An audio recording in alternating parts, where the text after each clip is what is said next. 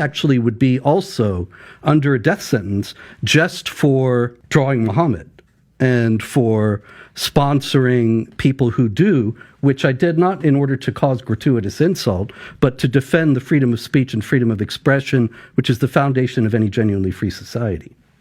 Daniel, what would you say to that? What's your response to that? Number one, it's interesting how we want to talk about Islam as a religion, but the religion is 95%, like what Jake mentioned. It's about worshiping God, being devoted to a righteous way of life, loving your neighbors, taking care of your parents.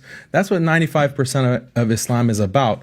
There's slavery in the Bible. There's punishment for blasphemers in the Bible. There's killing of heretics in the church tradition.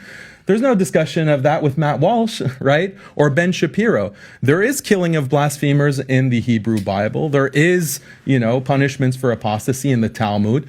There's no discussion of that with Ben Shapiro. You can talk about, other values, and that's what the discussion focuses on.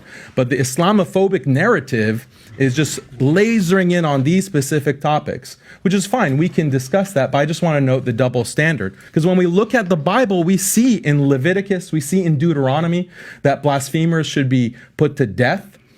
Even if you entice, the Bible says, if you entice, like your son or your daughter or your wife entices you to worship other than God, then have no mercy.